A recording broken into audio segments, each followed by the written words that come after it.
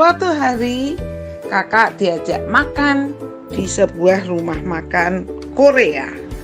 Nah, ternyata yang mengajak makan kakak juga kurang paham cara makan Korea. Apalagi kakak tidak pernah masuk ke rumah makan Korea yang begitu bagus, dan kakak juga nggak tahu cara makannya bagaimana. Kakak pikir makannya biasa aja. Ternyata ketika kami memesan, makanannya datang, muncullah sayur-sayuran. Ada selada, ada wortel, ada ketimun, ada bengkoang, dan itu mentah. Lalu datanglah aneka macam bumbu. Lalu datanglah aneka macam salad. Waduh, kami jadi bingung ya adik-adik ya. Ini caranya makan bagaimana? Lalu datanglah satu tempat besar yang isinya daging mentah, lalu ada sawi, ada sounnya, dan diletakkan di atas tempat kompor yang panas.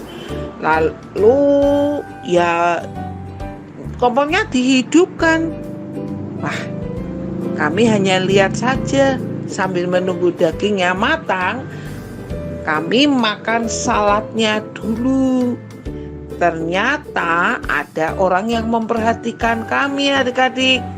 Lalu orang itu datang menghampiri kami dan mengajari kami cara makannya, membalik-balik daging yang tadi diletakkan di atas kompor, mengaduknya, lalu mengajari kami, ini loh caranya makan, sayurannya diletakkan, lalu di atasnya kasih daging, cocok dengan bumbu yang ini, cocok dengan salad yang ini. Kami baru tahu cara makannya.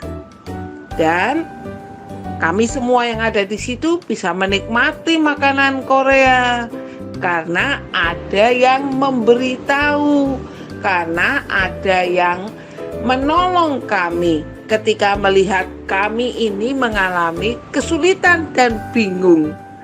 Adik-adik, firman Tuhan di dalam Imamat 25 ayat 35 berkata, apabila saudaramu jatuh miskin sehingga tidak sanggup bertahan di antaramu, maka engkau harus menyokong dia sebagai orang asing dan pendatang, supaya ia dapat hidup di antaramu. Firman Tuhan hari ini mengajarkan kepada kita untuk peduli ketika melihat orang lain mengalami kesulitan, ketika melihat orang lain tidak tahu, ketika melihat orang lain mengalami sesuatu yang tidak enak dan kita bisa menolong. Ketika adik-adik melihat mamah repot, jangan berpikir bahwa biarinlah itu memang kerjaannya mamah. Jangan berkata, kan mamah tidak minta tolong sama aku. Ketika adik-adik melihat papa sedang kewalahan, ngurus ini, ngurus itu, adik-adik juga bisa menolong papa dan papa.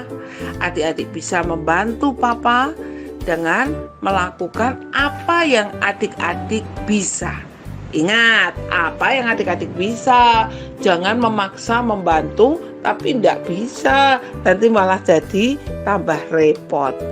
Adik-adik, mari kita belajar untuk peduli. Peduli melihat keadaan orang lain yang membutuhkan pertolongan.